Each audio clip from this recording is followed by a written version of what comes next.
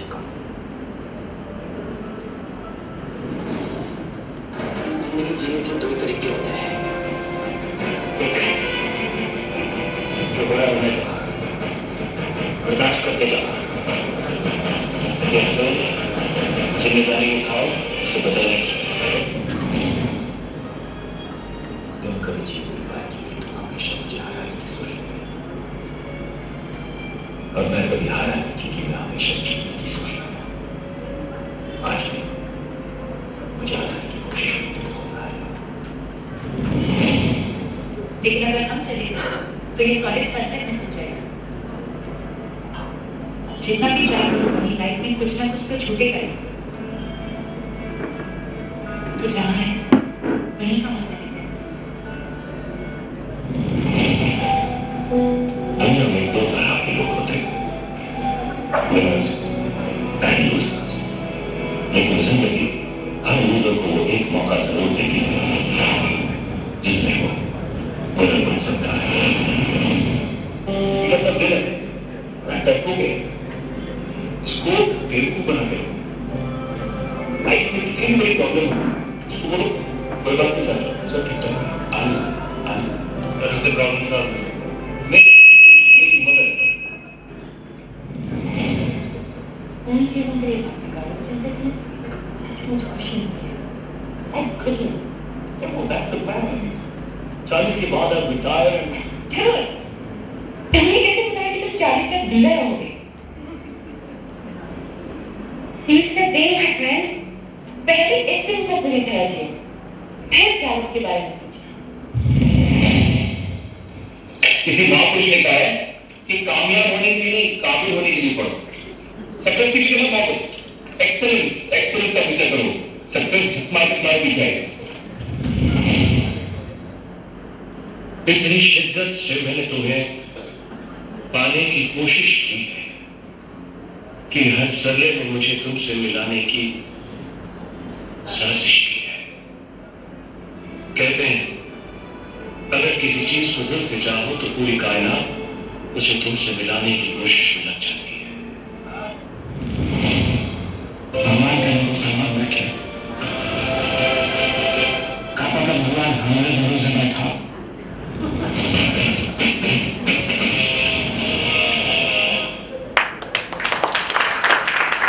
थोड़ा सा प्रोग्राम में चेंज किया है। हमने कहा सबको अकेले अकेले बुलाने के बदले क्यों ना उनको एक साथ जमा किया जाए और उनके साथ बात की जाए। कैसा लगेगा? अच्छा लगेगा। तो इसीलिए दिखाई दे रहा होगा यहाँ पे 5 कुर्सियां है ना, यानी एक साथ 5 लोग बैठेंगे और बात करेंगे। तो मैं इनवाइट करना चाहता हूँ नेहा जी को। She will be moderating 4 women entrepreneurs, young entrepreneurs, absolutely from the grassroot level. Entrepreneur आने वाले वुमेन एंटरप्रेन्योर, उनको कॉलर माइक लगाया जा रहा है क्योंकि उन्होंने कभी हाथ में माइक पकड़ा ही नहीं था। सो ताकि वो ऐसा ना हो कुछ बोल रहे हैं और माइक इधर हो, तो हम उनको कॉलर माइक लगा रहे हैं। So that is the So they will be speaking for the first time in their life in a forum. So obviously there will be a little bit of nervousness. To make their things easier, we decided to have this panel discussion. से बात करने आ रहे हैं, invite करना चाहता हूँ कल्पना जी को। जीत क्यों बाहर? Then we have Rohini ji,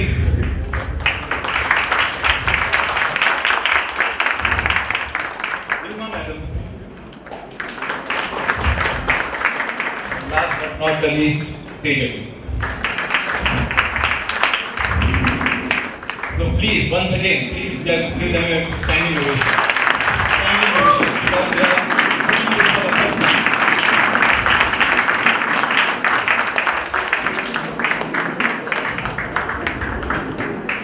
Very rough process.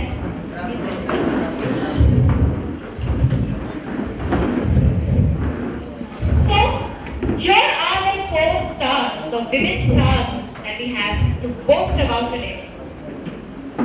Next door told you ये entrepreneurs हैं. Okay? As you noticed, they are young women here, glamorous women, beautiful women. Some of them are mothers. Then there's this young girl who is probably like half of most of her ages. So to open this conversation, अभी हम इनसे सिर्फ एक talk नहीं लेंगे, हमने कहा कि आप आपके एक्सपीरियंस शेयर कीजिए हमारे साथ। तो लाइक कोई भी लड़की या कोई भी फीमेल शर्मा के लिए मैडम मैं क्या बोलूँगी, पर इनको भी अभी तक ये पता नहीं है कि अपने लाइफ में ये ऑलरेडी हीरोज बन चुकी हैं।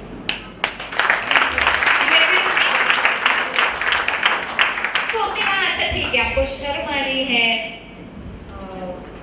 हिचकिचाहट होती है, हेजिटेंट हो आप, तो हम चैट करेंगे, हम गॉसिप करेंगे। तो everybody quickly said of course we are women, we will talk, right? So when you encourage these women to come and have a chit chat, have a talk, they will get very comfortable, and I'm very sure that each one of you will participate in this chat with us and will also encourage us to dig into what actually entrepreneurship is. Okay? मैं थोड़ा हिंदी थोड़ा English में बोलूँगी क्योंकि दोनों मुझे पूरी तरह से आती है। Okay, so आप में से कोई मुझे बता सकता है आपके लिए entrepreneurship क्या है? Anybody, one hand. What is entrepreneurship for you? Yes, sir. A successful mind. A successful mind. Which helps people to establish something for the benefit of many and more. Okay, you heard it? A successful man that helps people to benefit not for himself but also for everybody. You agree with me? Yes. अभी थोड़ा सा जब लड़कियां आ गई हैं तो अभी थोड़ा सा मसाला बात हम करते हैं. How many of us watched the serial called Tarak Mehta का उल्टा चश्मा? We are aware more or less. Okay? So जिनको नहीं पता है मैं आपको बता दूं कि ये जो एक सीरियल है इसमें एक कपल रहता है जिसका the head of the family is Bhide ji.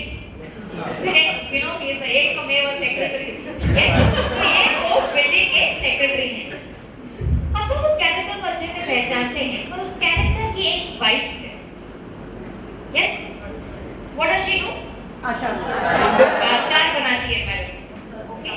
So एक बहुत ही अच्छी सुशील सी गृहस्थ लेडी है जो अचार बनाती है अपने घर पे. So उसके पास कोई दुकान नहीं है. Okay? उसका पति है जो ऑलरेडी घर के लिए कमा रहा है, पैसे ला रहा है, and decent family है, they are living in a building, in a flat, right? So middle class family है, तो कुछ खास जरूरत नहीं है पैसे कमाने की, okay? पैसे तो हमेशा ही कम होते हैं, but खास जरूरत नहीं है पैसे कमाने की, but फिर भी ये लेडी है जो अचार बनाकर अपना बिजनेस चला रही है. Would you call her an entrepreneur? Yes. Yes. So the first lesson that we take is you don't have to own a shop, you don't have to own a brand, you don't have to have a particular gender, you don't have to have a particular qualifying criteria. अगर मैं आज कहूँ कि आपको मैं एक job देती हूँ 20,000 रुपया पर महीना, okay, 20,000 per month, but you have to be a graduate. And if you are a graduate, will you take this job up? नहीं, 20,000 per month not good enough. चलो 30,000 per month. For a decent graduate, I think बात चल सकती है, शुरू तो हो ही सकती है. Yeah. So entrepreneurship में another lesson is that you don't have to have a qualification or a qualifying criteria. There is nothing as such. ठीक है? So entrepreneurship does not see age. Entrepreneurship does not see gender. Entrepreneurship does not see whether you are a mother or not, whether you will work these particular hours of time or will you work 24/7, right? So let's come and look at their side of the story, which is very different from ours, and let's also help them realize that कि आप लोग अपनी जिंदगी में कितने आगे पहुंच चुके हो हम सबसे. You agree with me? Yes. So we have this first talk with Kalpana madam.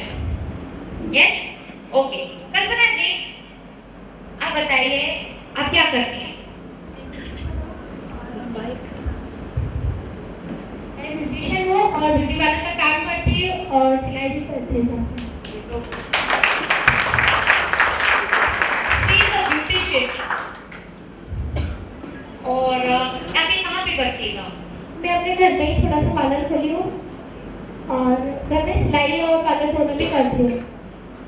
क्या ये आपका हॉबी था? नहीं, हॉबी नहीं था, अचानक मैंने हॉबी बनाया। सिलाई मेरी हॉबी था, कभी बना दिया। अच्छा लगने लगा कि अलग-अलग लोग आके मिलते थे, बात करते थे, सबका दुख बांटने के लिए मिलता था, इसलिए मैंने इसको चलाया आगे और भी। Very good. सो एक हॉबी बनाया गया है और इसके लिए आपके फैमिली ने आपको सपोर्ट किया? हाँ, बहुत सपोर्ट किया। पहले तो नहीं हुआ, लेकिन फिर बाद में मेरे हस्बैंड ने और सास ने, मम्मी ने, सबने अपनी तरफ कोऑपरेट कर रहे हैं। अभी तो कोऑपरेट कर रहे हैं। ओके, आपके वर्किंग आवर्स क्या है? आप सुबह कितने बजे काम शुरू करते हैं और आपका काम कितने बजे खत्म होता है? काम तो खत्म होता ही नहीं है। सवेरे 6 बजे उठूँ, 5 बजे तो शुरू ही रहता है daily. So this is not a job that she is doing. जैसे हम कहते हैं कि 9 to 6 जॉब है तो चल जाता है, but there are people like this जिनका काम सच में कभी खत्म नहीं होता है। At the same time she has two lovely children जो वहाँ पर बैठे हैं। Both of them. I try to work with both of them. Sincere. और ये दो बच्चे जिनको पता भी नहीं कि आज उनकी माँ एंटरप्रेन्योर बन चुकी है, but फिर भी the amount of support that these kids are giving to her is also impeccable. Okay, moving on to another question. कल्पना जी, अभी हम बताइए कि जैसे कोई आजकल को मैं आपके पास आती हूँ, मैं आपको कहूँगी मैडम मुझे भी ब्यूटिशियन का कोर्स आप सिखाइए, तो आप मुझे क्या बताएंगे? मतलब आप सिखा तो दोगे मुझे, पर आप क्या मुझे बताओगे कि ये अच्छा काम है या बोरिंग काम है या फिर बहुत ही मेहनत लगता है इसका? आप मुझे क्या बोलोगे? मैं तो बोलूँगी आपको इच्छा है क्या, पूरी तरफ से आप तैयार हो क्या, और ये काम क्यों करना चाहोगे? पहले मैं ये पूछूंगी उसको। So, without even knowing this lady, very early in her life, without having to be told, she learned that goal setting, or at least looking at what you actually want. Like Rushabh said, you have to be very clear whether you actually like this job or not. आप समझ रहे हैं? Are you following her insights? So she's telling it very casually to us कि मैंने ये किया, मैंने सोच लिया, मुझे सपोर्ट भी मिल गया। पर ये सारी चीजें हैं जो आज एक MBA स्कूल में भी पढ़ाया जा रहा है। You have to be clear, you have to know what you are doing, you have to be very determined to make sure that you continue this and don't give up right in between. Are you following? So coming on to the next, that is Rohini madam. Rohini madam, tell us about yourself. मेरा नाम रोहिणी ठेंगे है और मैं अपना business Rohini creation के नाम से चालू किया है, जिसमें मैं ड्रेस और ब्लाउज सिलाती हूँ और ये मैं अपने घर से ही करती हूँ। और ये मैं अभी 10 साल हो गया है, जिससे मैं 10 साल पूरा हो चुके हैं और ये मैं कर रही करती हूँ। आपका एज क्या था जब आपने सबसे पहले इस सिलाई का काम शुरू किया? 24 साल। 24 साल।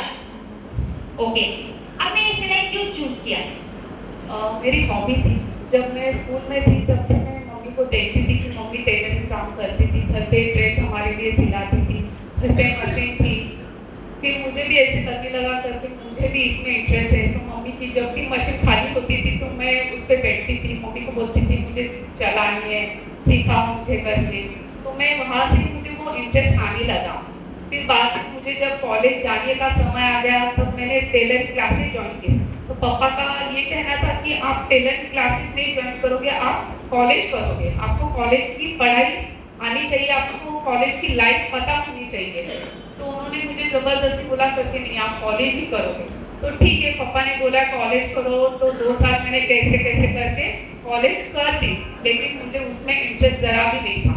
पढ़ाई मेरे लिए इतने मायने नहीं रखती है, जो प्रैक्टिकल वर्क है उसमें मैं ज़्यादा फोकस देती हूँ और उसमें ही मुझे ज़्यादा इंटरेस्ट है।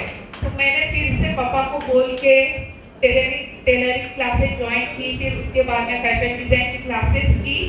और फिर बाद में जब मैं अपने घर में काम करती थी, मेरे नाना जी की मशीन थी, वो हमेशा काम करते समय खराब हो जाती थी और वो पापा ने देख लिया। तो मुझे पता चला कि मेरी बेटी का हुनर इसमें है, तो उन्होंने खुद ही मेरे लिए एक नई मशीन खरीदी। वो मेरे लिए बस सरप्राइज मेरे पापा ने मुझे दिया। वो हमेशा है ना, वो दूसरे के बच्चे के लिए बोलते थे,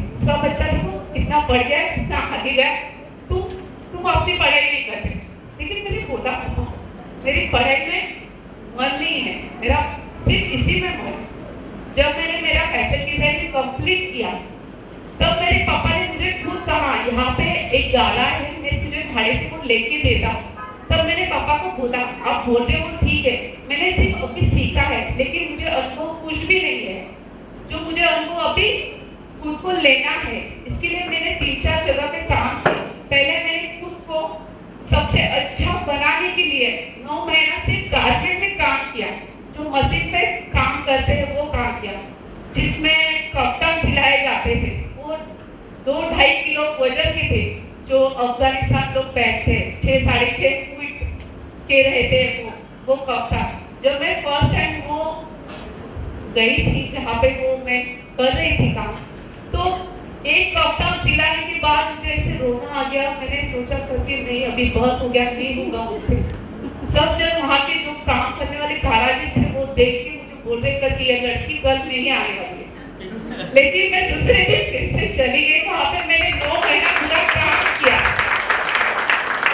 फिर उसके बाद में एक फैशन हाउस था, वहाँ पे मैंने पेपर में ऐड देख के वहाँ पे अप्लाई किया था। फैशन डिजाइनर असिस्टेंट चाहिए थी, अप्लाई करती, लेकिन वहाँ पे एक ही वैकेंसी थी। तो मुझे उन्होंने साइड बाय रखा, बोला करके यहाँ पे जो स्टॉक रहता है वहाँ पे आप देखभाल करो, वहाँ पे आप कर लो। वहाँ पे 1-1.5 महीना काम करने के बाद मैंने फिर से दूसरी जगह पे काम किया।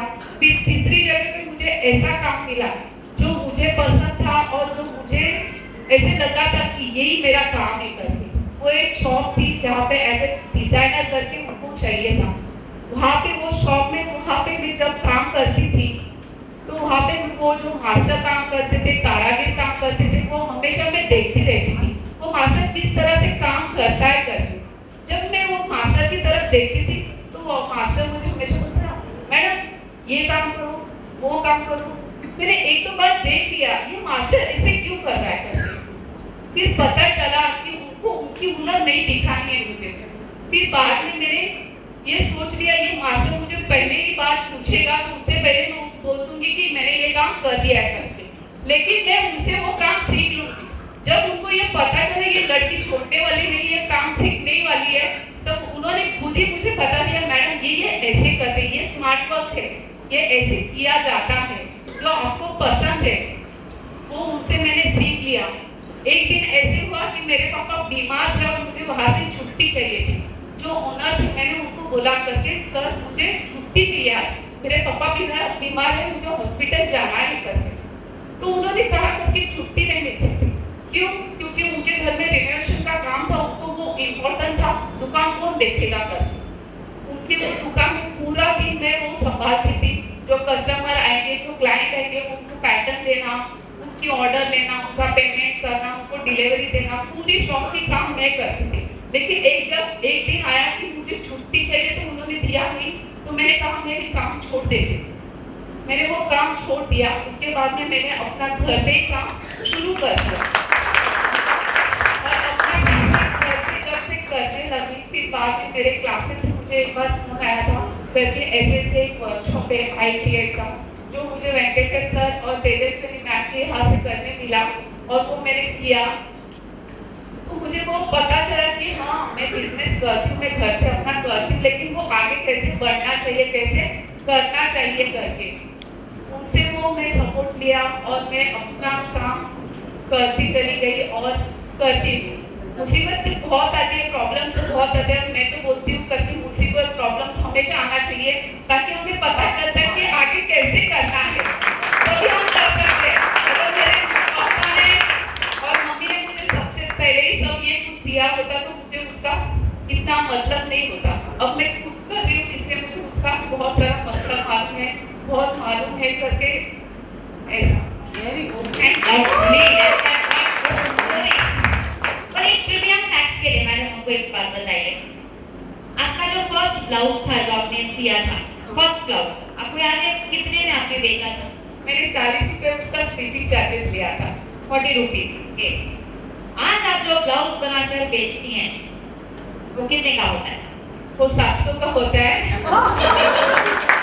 और जब ब्राइडल का जब वेडिंग सीजन रहता है और ब्राइडल का जब रहता है तो मैं उनसे 1500 चार्ज लेती हूँ।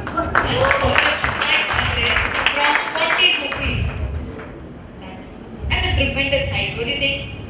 इतना तो salary में भी नहीं मिलेगा. Right? Okay. Moving on to Bilma Madam. Bilma Madam, tell us about yourself. My name is Vilma. I'm a crafter. I started with crafting since 2012. Just a learner. Then after 3-4 months, there's a contractor coming in my field. He started telling me कि ma'am आप इतना अच्छा बनाते हो तो आप online क्यों नहीं बिजनेस करते हो. तो मैंने उनका सुन के